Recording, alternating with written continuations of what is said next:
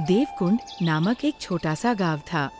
वहाँ लोग अपने कर्म, पूजा और सादगी के लिए जाने जाते थे। पर उसी गांव में एक ब्राह्मण रहता था, अढ़या ब्राह्मण। नाम कुछ अजीब था, क्योंकि वह किसी से पूरा काम नहीं करता था। हमेशा अढ़ाई काम ही करता और फिर बीच में छोड़ देता। लोग उसे मजाक में कहते,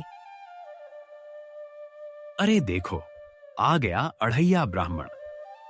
आधा कर्म, अढ़ाई झप, अधूरी कथा, सब कुछ आधा ही करता है। अढ़या मुस्कुरा देता। उसे परवाह नहीं थी। वह बस कहता, पूरा काम भगवान करता है, मैं तो बस अढ़ाई हिस्सा निभाता हूं।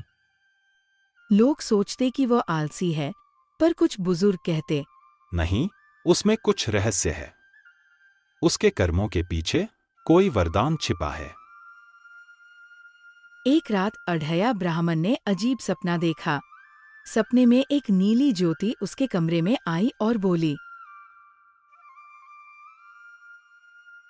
अढ़ैया, तुम्हारे आधे कर्मों का हिसाब अब पूरा होगा। कल पूर्व दिशा की ओर बढ़ो, जहां 5 पेड़ों के बीच पत्थर की मूर्ति खड़ी है। वहां तुम्हारी किस्मत इंतजार कर रही है। सुबह उठते ही उसका मन बेचैन था।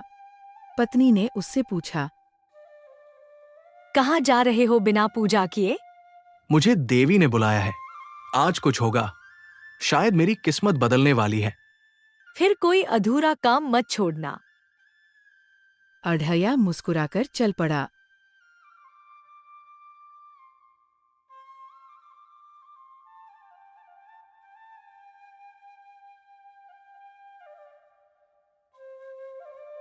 सूरज ढलने से पहले वह जंगल के बीच पहुंचा।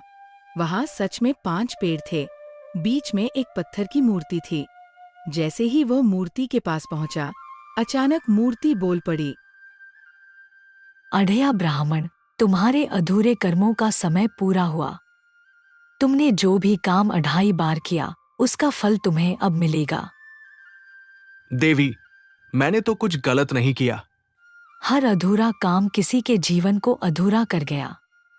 अब तुम्हें वही अधूरापन पूरा करना होगा, वरना तुम्हारा जीवन मिट जाएगा। इतना कहकर मूर्ति गायब हो गई। अढ़या को याद आया, एक बार उसने एक गरीब किसान के बेटे का उपनयन संस्कार अधूरा छोड़ दिया था। वह लड़का अब बड़ा हो गया था। नाम था गोपाल। अढ़या उसी के घर पहुंचा।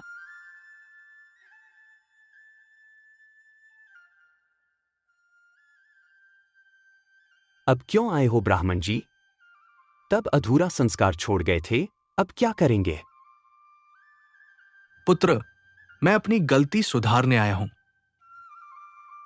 गोपाल ने उसे माफ कर दिया और ब्राह्मण संस्कार करने लग गया।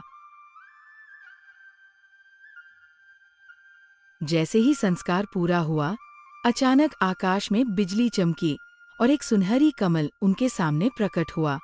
उससे आवाज आई, पहला अधूरा कर्म पूरा हुआ। अभी 2 और बाकी हैं। अढ़या के शरीर में हल्की रोशनी फैल गई। वो समझ गया कि ये यात्रा अब साधारण नहीं है। दूसरी गलती उसे याद आई। एक बार उसने एक यज्ञ अधूरा छोड़ा था, क्योंकि भोजन की थाली में कम मिठाई थी। वह राजा के महल का यज्ञ था। अब वो महल उजड़ा पड़ा था। राजा बीमार था। अढ़या वहां पहुंचा।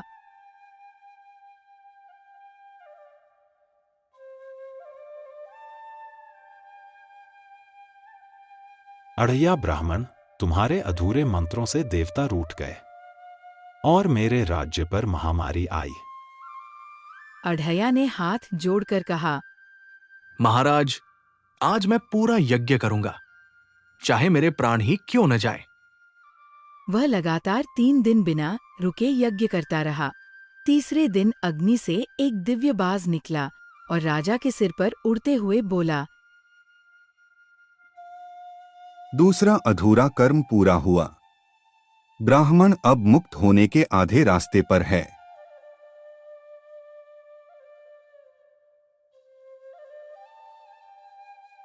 राजा स्वस्थ हो गया और राज्य फिर खुशहाल हुआ और फिर ब्राह्मण वहां से चला गया।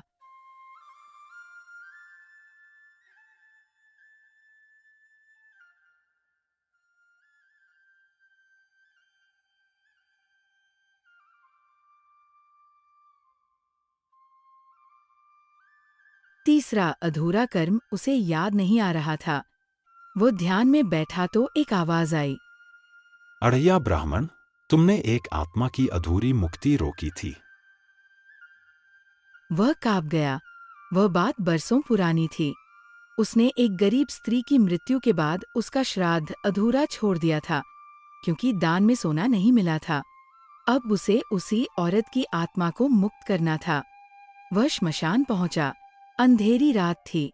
हवा सिहर रही थी। अचानक वही आत्मा उसके सामने प्रकट हुई। यहाँ क्यों आए हो ब्राह्मण? जब जरूरत थी तब तुमने छोड़ दिया था। माँ, मैं पापी हूं, पर अब सब पूरा करने आया हूं।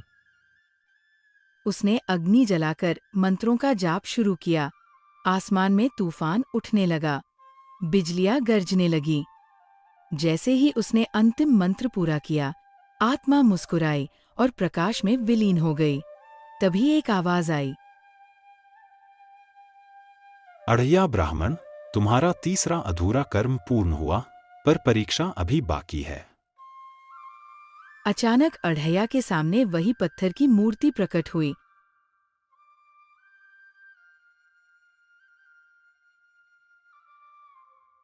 तुमने अपने अधूरे कर्म पूरे किए, पर क्या तुम स्वार्थ छोड़ पाए हो?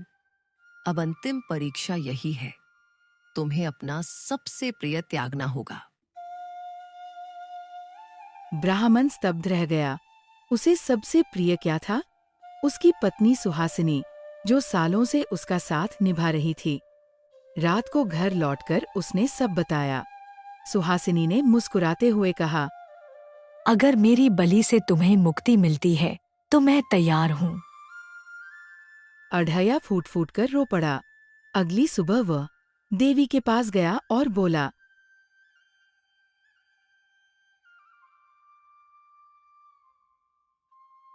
देवी, मैं अपनी प्रिय पत्नी का बलिदान नहीं दूंगा, चाहे मैं कभी मुक्त न हूं। देवी की मूर्ति मुस्कुराई और बोली, यही था असली उत्तर। त्याग प्रेम से बड़ा नहीं हो सकता। ब्राह्मण, तुम परीक्षा में सफल हुए। जैसे ही देवी ने ये कहा, अढ़ैया के शरीर से तेज प्रकाश निकला। उसकी आंखें चमक उठीं। तभी आकाश से आवाज आई, अब से तुम पूर्णेश ब्राह्मण कहलाओगे, क्योंकि अब तुम्हारा अधूरापन खत्म हो गया। देवी ने भी उसे वरदान दिया कि ब्राह्मण, जहां भी तुम्हारा नाम लिया जाएगा, वहां कोई अधूरा काम नहीं रहेगा। गांव में उस दिन से कोई भी काम अधूरा नहीं रहा। लोग कहते, अरे अढ़ैया ब्राह्मण अब पूर्णेश हो गया। उसने हमें सिखाया है, अधूरा कर्म ही जीवन का सबसे बड़ा पाप है।